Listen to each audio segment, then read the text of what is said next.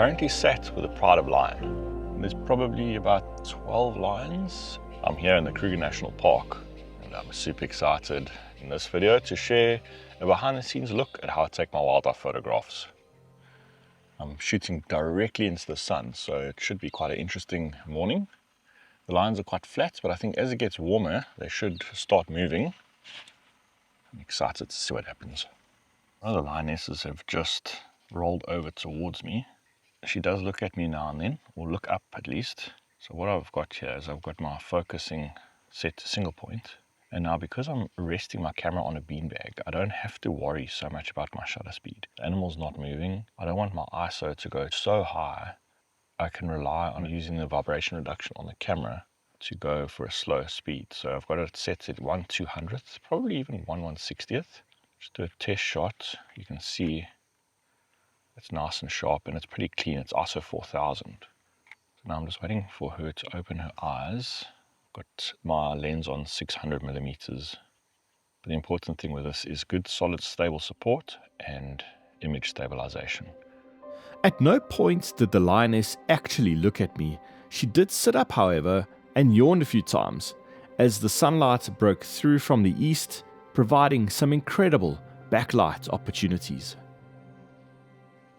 About 8 months ago, I was here and I photographed a lioness with 3 small cubs at this exact spot. And it's the same pride. I can see some youngsters there. I'm not sure how many there are. There were 3 at the time when I photographed them. So I'm eager to see how many cubs are here, hoping they all survived. This is where a nice zoom lens is super handy.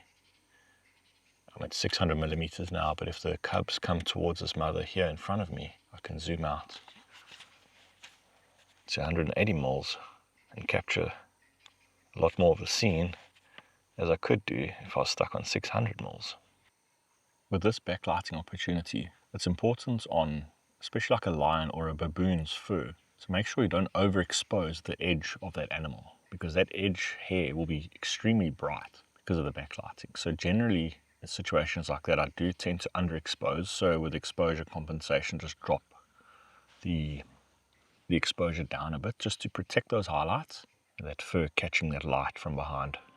As the sunlight grew stronger, the lions decided to move into thicker shade, providing zero photographic opportunities. So I decided to leave the sighting, heading onto the S126 towards the Mudzanzeni picnic spot and the Shimangwaneni Dam, where I decided to spend most of the day. Well, my luck continues this morning. I've just found a carcass in a tree. It's fairly well eaten, but apparently the leopard is still around. There's a couple of cars in front of us and they can see the leopard. So I've just parked back a little bit with a nice view of the tree, so hopefully it goes up the tree. It's very thick here, there's a lot of grass, so I'd rather sit back and line up a shot for when it does go up the tree and hopefully goes back to eat. After sitting around for about 90 minutes, the leopard eventually did go back into the tree to feed. The tree was very thick, the sighting was very difficult to photograph, but it was incredible to see this big male leopard up in that tree eating that impala. I did take one photograph of the sighting. As the leopard climbed up, he stood in the fork of the tree looking skywards, and I decided to process the image in black and white, just to try and counter some of that harsh light and make the image a little bit more artistic.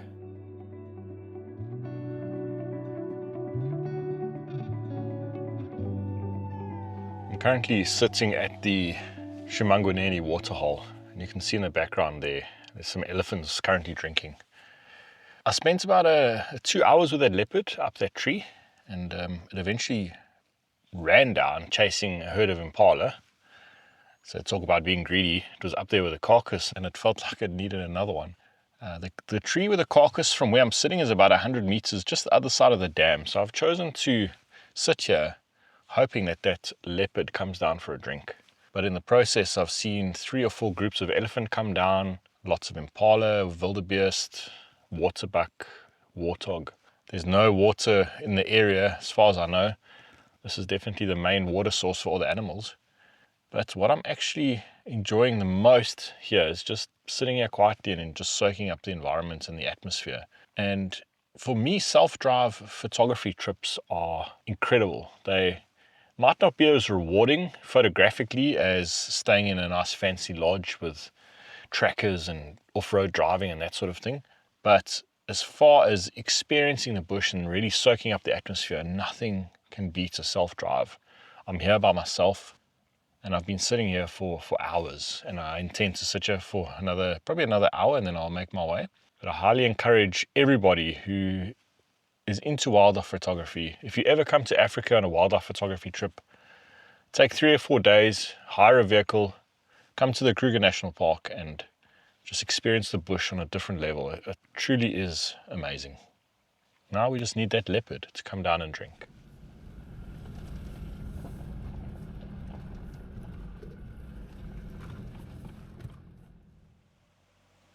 Just bumped into another male leopard on the S125, making my way back to Satara. He's on the other side of this river. He's just resting now. I'm hoping he comes down and walks through the river towards me. Very difficult to track, but he's just resting at the moment, so I'll keep an eye on him and see if he comes down. Sadly, the leopard moved off in the opposite direction, but I managed to find a small herd of elephants in late afternoon sunlight. Photographing elephant at such close quarters can be tricky, but I decided to use a longer focal length and zoom in onto specific detail of the elephants. I managed to capture 2 photographs I'm happy with. This one, the detail of an elephant's ear and skin, with that soft, warm sunlight coming through, accentuating the details and creating beautiful color contrast. And then this image, a juxtaposition of 2 elephants bathed in that warm, golden sunlight.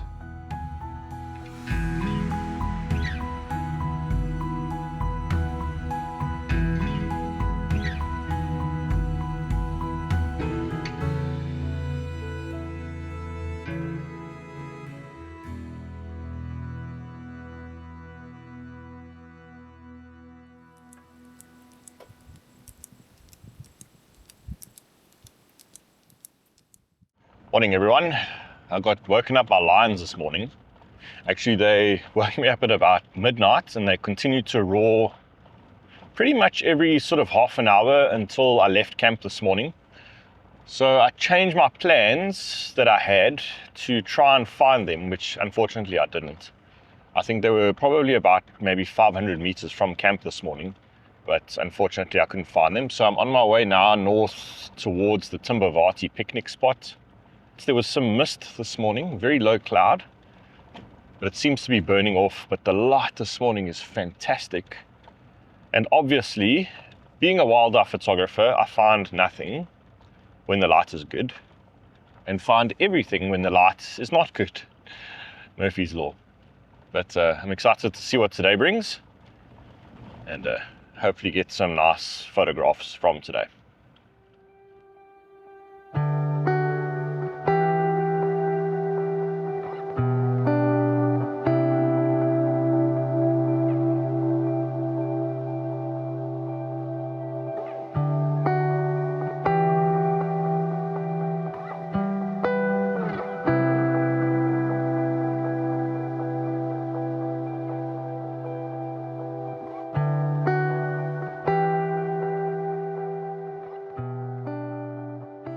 Got a male lion coming straight towards me, middle of the day, very surprised.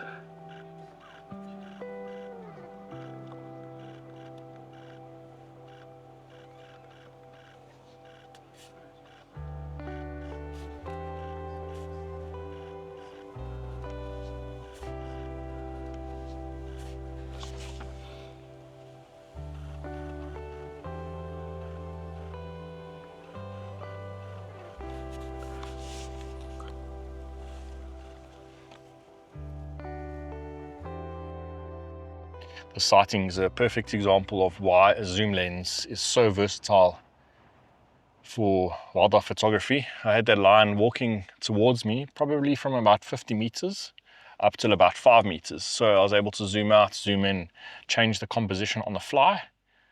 And without that versatility of the zoom, I'd be stuck at one focal length and basically shoot full body when he's a bit further away, and as he gets closer, maybe even shoot portrait.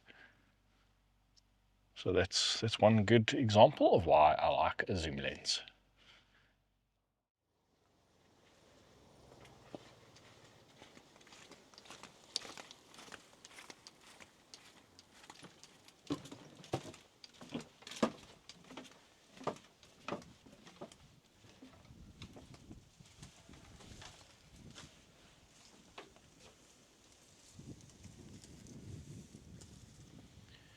Currently sitting at the Swaney Hide, just east of Satara. There's a lot of water in front of the hide and there's lots of activity. I was here a couple of days ago and there was a lot of activity. There's lots of impala and elephant, and I can probably see 20 to 25 crocodiles, and the impala are incredibly nervous. So I'm going to focus a lot of attention on the interactions between those crocodiles and impala and see if anything develops. There's also some elephant feeding, lots of birds. It's a really nice place to spend the day, especially when it's so hot like this. Just setting my exposure for the afternoon. I'm going to shoot on full manual, including manual ISO. There's a few white birds flying around here, and there's also some very dark shadow. So what I'm doing is I'm focusing on the white bird that's in front of me, and I'm just adjusting my shutter speed and my aperture and my ISO. So I'm on 600 millimeters, so I'm going to shoot at f6.3.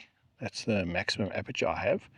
And then I'm going to shoot with a shutter speed of 3,200th of a second. The light is very bright at the moment, so as the power of the sun diminishes throughout the afternoon, I'll drop that shutter speed maybe to 2,500 and then increase the ISO.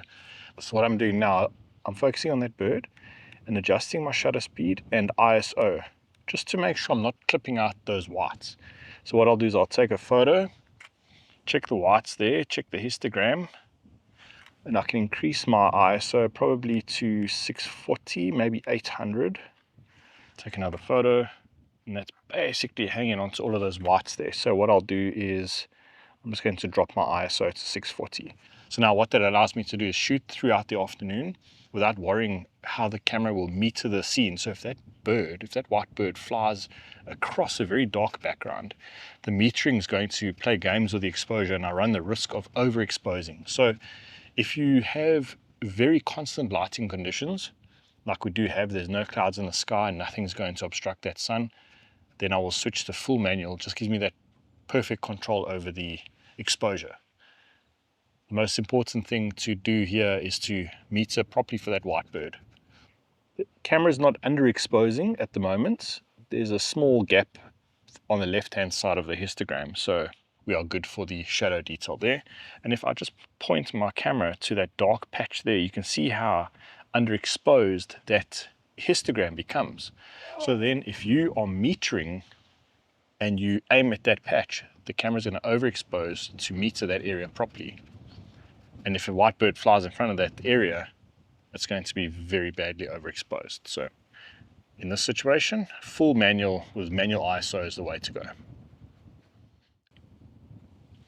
Here's a very good example of when to use manual ISO with manual exposure.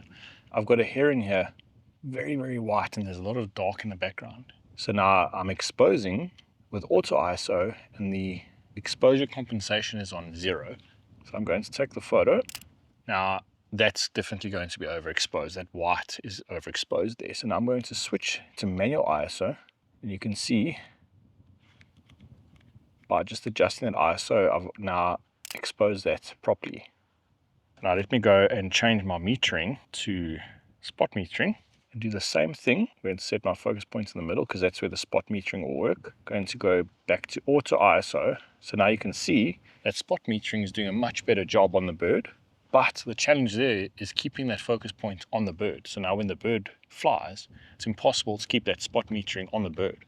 I'll go away from the bird, you can see ISO 1100, back to the bird ISO 500. So it varies quite considerably depending on where that spot metering is placed.